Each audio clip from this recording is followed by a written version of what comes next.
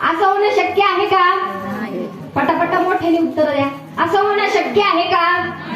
असं होणं अशक्यच आहे. कारण मृगजळ फक्त डोळ्यांना दिसतं, ते प्रत्यक्षात नाही. माऊली म्हणतात मृगजळ जेथे न मंडे तिथे असे पाकुर्डे. तरी या नास्तिकाचं म्हणणं असं असतं की देव या जगामध्ये नाही. तो त्याच्या मतावरती ठामच असतो की देव या जगामध्ये नाही. चाणक्य नीतीमध्ये चाणक्यानं असं वर्णन केलं आहे, फुलातला सुगंध दिसतो का? पटापटा मोठ्याने बोला. फुलातला सुगंध दिसतो का? नाही. लाकडातला अग्नी दिसतो का? दुधातलं तूप दिसतं का? उसातली गोडी दिसते का?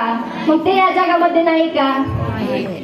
चाणक्य नीतीमध्ये चाणक्यानं असं वर्णन केलं आहे, पुष्पे गंधम तिली तिलम काष्टी पैवृत्तम. नाकाला लावून पहा फुलातला सुगंध कळेल, घर्षण करून पहा लाकडातला अग्नी कळेल, मंथन करून पहा दुधातलं तूप कळेल आणि खाऊन पहा उसातली गोडी कळेल. मग त्याचबरोबर संतांच्या संगतीत राहून आत्मज्ञानाने चिंतन करून पहा, या जगातला देव कळल्याशिवाय राहणार नाही. देव आहे. आमच्या गुरुजींनी त्याला प्रश्न विचारला, काय रे बाळा कुठून आलास म्हणून. तो म्हणला मला माहित नाही. मग गुरुजी म्हणाले तुझं नाव सांग.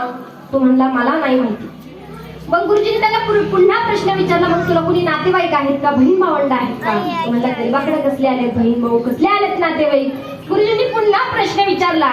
गुरुजी म्हणाले मग तुझ्याकडे काही पैसे आहेत का. तो म्हणला गरीबाकडे कसले आलेत पैसे. गुरुजींनी त्याला पुन्हा प्रश्न विचारला. गुरुजी म्हणाले मग बाळा तुझ्याकडे काही शेतीवाडी आहे का. तो म्हणला गरीबाकडे कसली आली शेतीवाडी. आता मात्र गुरुजींनी त्याला वैतागून शेवटचा प्रश्न विचारला. गुरुजी म्हणाले मग तुझ्याकडे पैसे नाही, जमीन नाही, नातेवाईक नाही, मग तुला कोणी मायबाप आहेत का. तो म्हणला गरीबाला कसले आलेत मायबाप.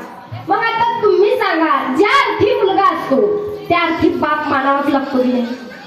ज्या अर्थी मुलगा असतो त्या अर्थी बाप मानावाच लागतो की नाही. तरी या नास्तिकाचं म्हणणं असं असतं की देव या जगामध्ये नाही. म्हणून जगद्गुरु तुकोबाराय हे त्याला देव कसा आहे हे सांगण्याच्या भानगडीत पडत नाही. विठ्ठल.